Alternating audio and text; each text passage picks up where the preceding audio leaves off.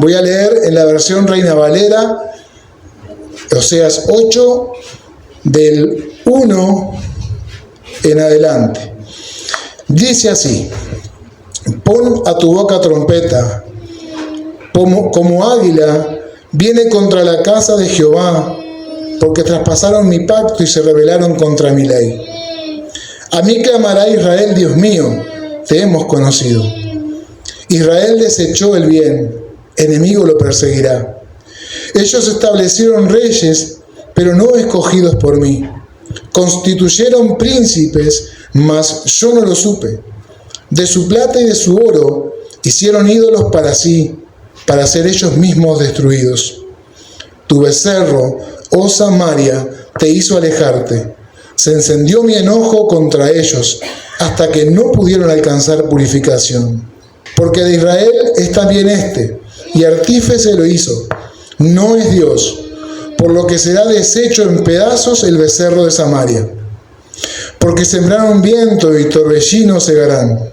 No tendrán mies, ni su espiga hará harina. Y si la hiciere, extraños la comerán. Devorado será Israel, pronto será entre las naciones, como vasija que no se estima. Porque ellos subieron a Asiria como asno montés para sí solo. Efraín con salario alquiló amantes. Aunque alquilen entre las naciones, ahora las juntaré y serán afligidos un poco de tiempo por la carga del rey y de los príncipes. Porque multiplicó Efraín altares para pecar. Tuvo altares para pecar. Le escribí las grandezas de mi ley y fueron tenidas por cosa extraña. En los sacrificios de mis ofrendas sacrificaron carne y comieron. No los quiso Jehová. Ahora se acordará de su iniquidad y castigará su pecado. Ellos volverán a Egipto. Olvidó pues Israel a su hacedor y edificó templos, y Judá multiplicó ciudades fortificadas. Mas yo meteré fuego en las ciudades, en sus ciudades, el cual consumirá sus palacios. Amén. Algo a detallar un poquito. A veces nombra a Efraín, a veces nombra a Jacob, a veces nombra a Israel. Es el mismo pueblo de Dios, es el mismo. El reclamo es al mismo pueblo de Dios. Tenemos entonces este relato, que son una colección de poemas de la historia de Oseas, que tuvo un ministerio largo, unos 40 años más o menos duró su ministerio en el reino del norte. Aunque también su voz fue escuchada en el reino del sur. Oseas no voy a hacer un gran análisis del profeta, estamos en el capítulo 8, ya vendrá el hecho de compartir más sobre, pero para tener un contexto por lo menos, Oseas compartía ministerio con Miqueas.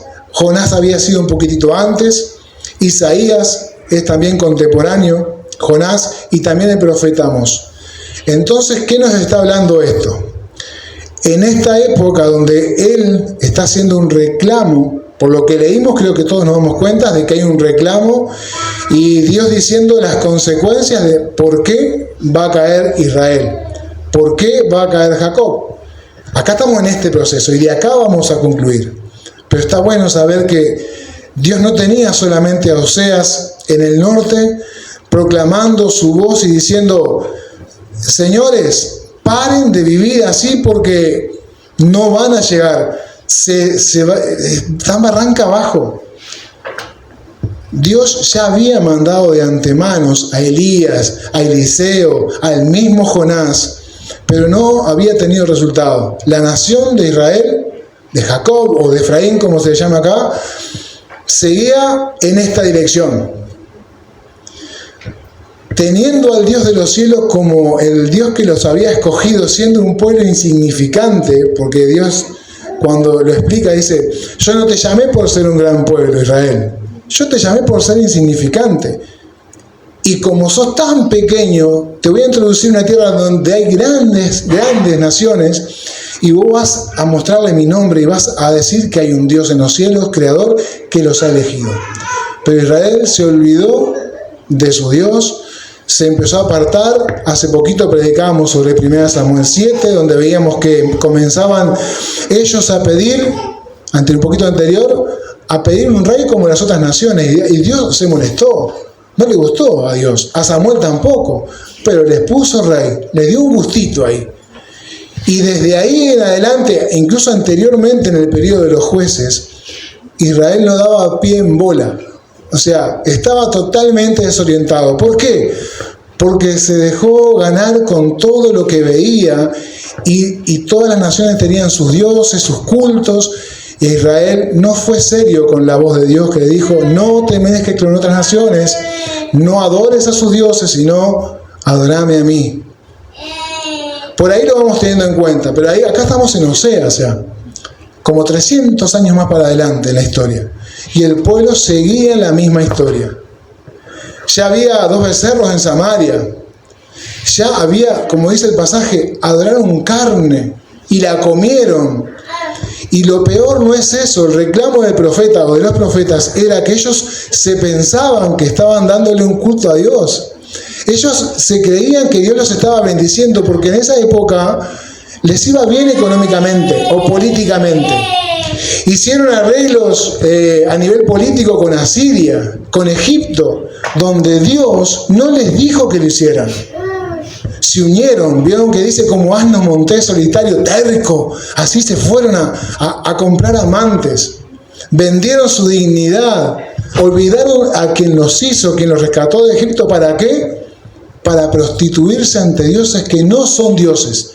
Dios, por boca de Oseas, lo que está diciendo es, hay una versión que dice: me da asco, me repugna tu becerro, Samaria. Me da asco y lo voy a hacer pedazos. Y Dios sabía de hacer pedazos dioses, ¿no? ¿Se acuerdan del pasaje que vimos hace no mucho? Donde lo pusieron al lado de una estatua de un dios y parecía volcado y al otro día no tenía miembros. Como que Dios tiene el poder para vencer a cualquier otro Dios, porque Él es el Dios verdadero. Esta es la posición de un pueblo que se creía un gran pueblo de Dios, que se creía en su cabecita que estaba adorando a Dios, pero no lo estaba haciendo. ¿Y eso a causa de qué? Porque desconocían la palabra de Dios. Pereció por falta de entendimiento, porque Dios le enviaba profetas y le estaba anunciando destrucción. Israel no entendía. El primero en caer es el reino del norte, donde está predicando Oseas. Pero también más adelante Judá iba a ser derrocado. Miren, Israel estaba confiando en los arreglos políticos con los grandes de ese lado, con Egipto y con Asiria. Que Asiria va a ser la nación que lo va a aplastar, que lo va a destrozar, que se engullirá con el grano que ellos iban a cosechar. Dios le estaba diciendo por boca de Oseas y por otros profetas que Asiria los iba a traicionar y ellos, no, estamos bien así, vamos bien. Es más, un poquito más atrás pensaron en hacerle frente. Esas cabecitas, el peor reino, creo que uno de los peores reinos, el de Jeroboam primero y segundo, donde se olvidó de Dios, instaló lugares altos para adorar al que fuere, menos al Dios que lo había salvado y rescatado de la tierra de Egipto y lo había puesto allí en Canaán para darle leche, donde fluía, darle tierra, donde fluía leche y fluía miel. Hablaba de prosperidad, que Dios se iba a seguir el cargo.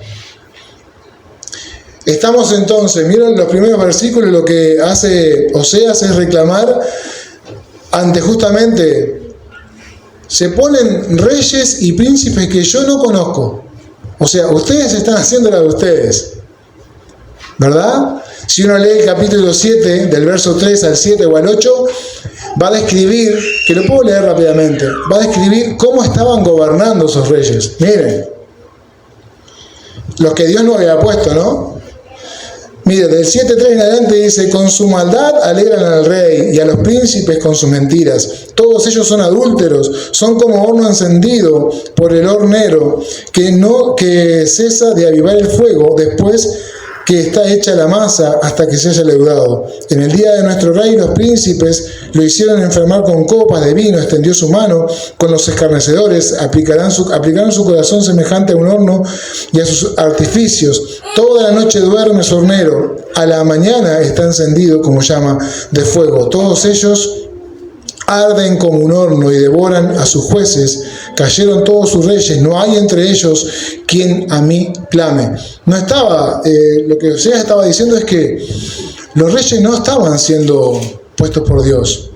Y ese era el reclamo de Dios. Y lo que leímos al principio es las consecuencias que va a afrontar Israel por no seguir la voluntad de Dios, por no dejarse. Y no era porque no había profetas en ese tiempo, no estamos hablando de que más adelante Dios no habló y los tuvo en quietud sin palabras, sino que había voz de Dios. Y nos habla obviamente los pasajes de Oseas son muy aplicables a nuestra era. En realidad a todas las épocas del pueblo de Dios. A la iglesia incluso de hoy es muy aplicable. Sabemos y entendemos que los profetas del Antiguo Testamento tenían un mensaje local, que tenían un impacto para lo que estaban escuchando. Pero Dios también tiene profecías que se cumplen después y otras que aún no se han cumplido. Y este reclamo perfectamente nos puede llegar a nosotros hoy. ¿Sí? Ponemos cosas en el lugar de Dios donde no deberían estar. Nos sujetamos a reyes o situaciones que no deberíamos. ¿Por qué? Pero después vivimos calamidades o vivimos cosas que no están bien o que no nos hacen mucho bien, ni nos honran, y es un poco por nuestra naturaleza de no escuchar la voluntad de Dios. Dice tu becerro, Samaria, esto ya lo comenté, ya me da asco, y te hizo alejarte. ¿Se acuerdan que los samaritanos es una nación de las 10 tribus de Israel? Con una mezcla, ¿cómo es que decía Gaby? Un híbrido, un híbrido entre judío y gentiles, ¿no? Y por años, y mucho tiempo, los samaritanos y los judíos no se bancan, porque son impuros unos para el otro. Esa mezcla tampoco le gustaba a Dios. ¿Por qué? Porque su adoración era un becerro que no era Dios. Porque Israel es también, este artífice lo hizo, porque sembraron viento y torbellino cosecharán.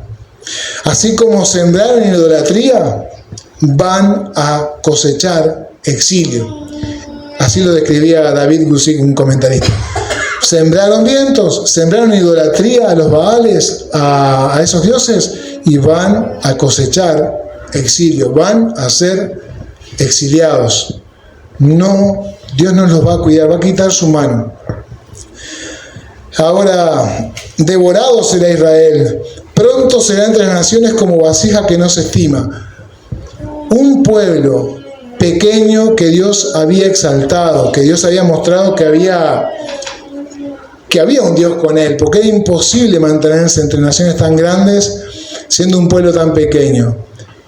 Y fue temible Israel, ¿verdad? Cuando él hace la avanzada en la tierra de Canaán, conquistando y conquistando y conquistando, era imparable y no se podía entender cómo una nación tan pequeña podía tener tanto éxito. Bueno, porque tenía un Dios que peleaba por ellos, porque tenía un Dios que los cuidaba, que velaba por ellos. Ahora dice, vendrás, devorado será Israel, esta pequeña gran nación, será tenida por las naciones como algo que no tiene valor. Algo como así. Esto es Israel en este momento. Es lo que estaba diciendo Oseas. Y saben que pensando en esto, diciendo, nosotros como hijos de Dios, como discípulos de Cristo, tenemos un nuevo nombre. Somos discípulos del Maestro. Tenemos la victoria asegurada a través de su resurrección, de su victoria. Y muchas veces, por olvidarnos de su sacrificio o de por hacer incluso de este tiempo de culto algo que nos acostumbramos y venimos por inercia quizás, nos perdemos de tener ese gran nombre y volvemos otra vez a ser un pueblo pequeño, una persona sin estima, donde no tiene ni siquiera ganas de vivir. Podría aplicarse de esta manera también. Ahora, él sigue hablando, y ahí donde dice, ellos subieron a Asiria como un asno terco. Pero dice Dios, aunque se afilien a muchas naciones poderosas, van a caer. ¿Saben que hay algo que llama la atención, no? Y trataba de ponérmelo en esta... Cuando Dios da una palabra, se cumple. Dios es poderoso y cumple sus palabras, sus promesas. Ahora, aunque se afilien a cualquiera poderoso, y esto habla de afiliarnos hoy en día también, mejor una tombolita, capaz, mejor un 5 de oro, y yo confío en el raspadita, probablemente. Puede ser tantas cosas que podemos hacer que nos da como una seguridad afiliarnos a algún amigo con capital, algún político, no sé. En realidad nuestra confianza tiene que estar puesta en Dios, es lo que Él pide. Y escuchar la palabra de Dios y aplicarla es lo que tenemos que hacer. Dios le dice a Saúl, los de Amalek, cuando el pueblo venía saliendo de la esclavitud de Egipto, se pusieron duritos y no me lo dejaron pasar. Ahora yo quiero que vos vayas y extermines a Amalek. Y puede sonar fuerte a veces cuando uno lee el texto y dice, matá hombre, mujer, niño, bestia, todo. Exterminá a todo Amalek, porque se portó mal con mi pueblo. Ay, este Dios, vemos, que mató niños, mató esto. Dios lo mandó con una tarea específica. Lo que estoy tratando de decir es que cuando Dios te habla, hoy o ayer, prestemos atención y cumplamos lo que Dios nos está pidiendo. ¿Sí? Cumplamos sus preceptos, cumplamos sus mandamientos, tratemos de ser obedientes. ¿Qué hizo Saúl? Fue y arrasó con la ciudad. Le dijo a otros que no me acuerdo ahora quiénes eran, Eneos, creo, algo así. Dice, sálganse del medio porque cuando baje voy a arrasar. ¿Y qué hizo Saúl? Tomó a Agag, el rey, y trajo lo mejor del ganado y no lo mató, para sacrificar a Dios. Entonces Dios se comunica con Samuel, su profeta, le dice, anda y ponete delante de Saúl. Le dice, ¿y qué le digo? Y bueno, cuando llega dice, ¿qué es este balido de vacas y de ovejas que escucho? Ay, no, porque fui a hacer lo que Dios me dijo, pero me traje alguna vaquita para sacrificarla. Y ahí es cuando Saúl es desechado. O sea, y en respuesta dice, pero Samuel, espera que yo hice lo que Dios me dijo. Yo fui y exterminé el pueblo, maté todo. Lo único que me traje esto para hacer ofrendas a Dios. No escuchaste con atención, yo te pedí que lo arrasaras. Y ahí Samuel lo corta en pedazos al rey de Amalek y se terminó la historia. Luego viene el pasaje donde es ungido David y catapín, cataplán. ¿A qué voy con esto? Dios toda la vida le estuvo guiando al pueblo a través de su palabra, y que cuando se mantenían en su palabra, Dios los prosperaba. El avivamiento que surgía en el pueblo de Dios era a través de la palabra, con distintos actores en los tiempos, pero siempre a través de la palabra.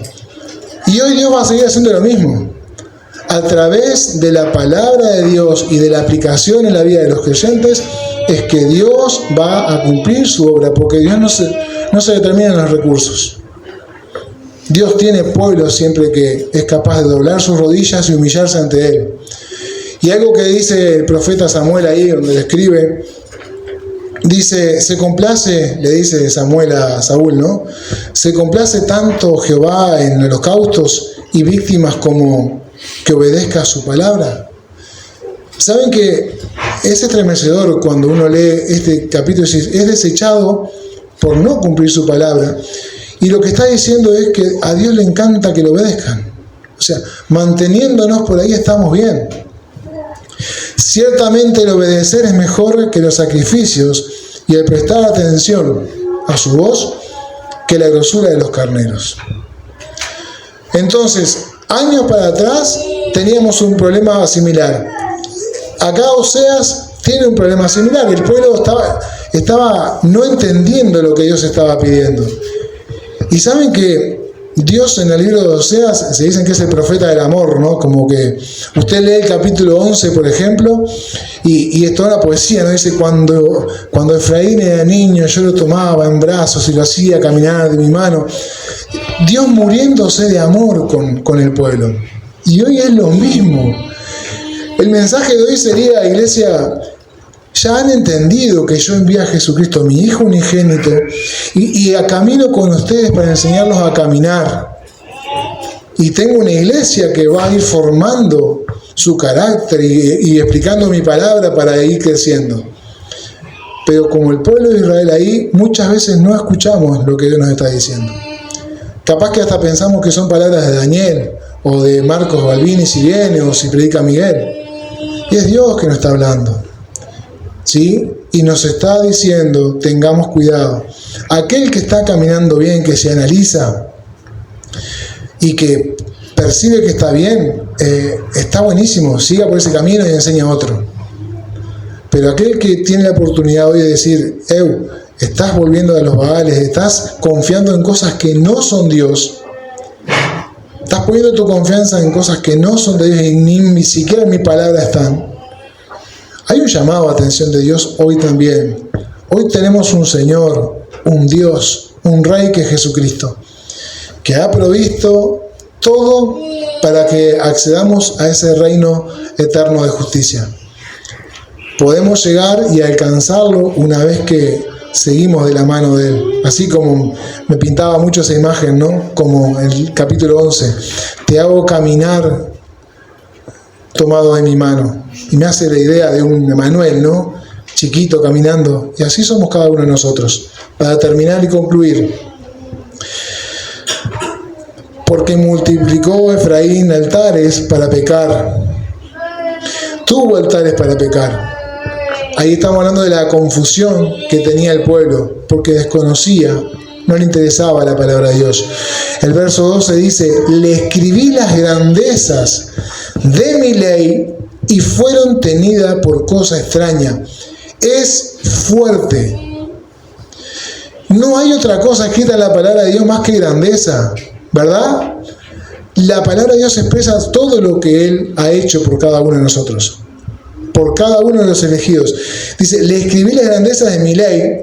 ¿Y qué hizo el pueblo? Lo tuvo como cosa extraña. Y esto también tiene aplicación. Es un poco lo que ya he dicho. Escuchamos la palabra de Dios y nos olvidamos. Yo a veces tengo la gimnasia de preguntar qué se predicó el domingo anterior y muchas veces no nos acordamos. Porque no quedamos rumiando y viendo qué más podemos sacar de la palabra que se nos compartió. Dice, y fueron tenidas por cosa extraña. Pablo le dice lo mismo a los Corintios en el capítulo 2, verso 14. Es que estaban teniendo, estos hombres de esta época de Oseas, estaban teniendo una vida tan lejos de lo espiritual que la ley espiritual no la podían interpretar. Por más que quisieran, como dice Pablo, aquel que es espiritual entiende las cosas espirituales. Y el que no es espiritual, por más que quiera, la va a leer y le va a parecer una locura. ¿No le ha pasado a usted de comentar algún pasaje de la Biblia a una persona que no cree en Dios o que su fe no está activa y te dice, no entiendo un pepino? Porque aquel que lee y sabe que es una palabra espiritual, que hay que discernirla y el Espíritu Santo nos va a ayudar, ese sí la va a entender. Y ese es el pueblo de Dios que Dios quiere, que la palabra no le sea ajena. Hay quienes entienden más y quienes entienden menos. No hay problema con Dios con eso. El tema es que le prestemos atención, que no sea una cosa extraña. Lamentablemente, hay hermanos en la fe que la Biblia... ¿Cuántos trajeron Biblia hoy? Biblia de papel, así. Bueno, están permitidos los celubiblias también. Pero pasa de que muchas veces venimos el domingo a la iglesia, la agarramos y la abrimos, y luego llegamos a casa y la dejamos en el lugar, si tiene un lugar, y si no, dentro del bolso, y ahí queda la Biblia. Ni siquiera repasamos lo que el sermón nos dijo. Ni siquiera vemos si lo que el predicador dijo está acorde con lo que dice la palabra de Dios. Iglesia, tenemos el manual para nosotros mismos, tenemos la chance de leer. Incluso en la Biblia del celular tenemos hasta para escucharla. Yo cuando tengo la chance, si estoy medio ahí, me cojo un cosito ahí, me lo pongo y voy escuchando Biblia. Para algunos es una locura, pero voy aprendiendo. Y soy lento, igual Dios me habla. Entonces, para concluir y terminar, es totalmente aplicable este texto a nosotros hoy en día, a la iglesia de hoy. Y está bueno que nos analicemos. Saben que estaba leyendo el pasaje de Miqueas 6:8, donde le dice algo parecido.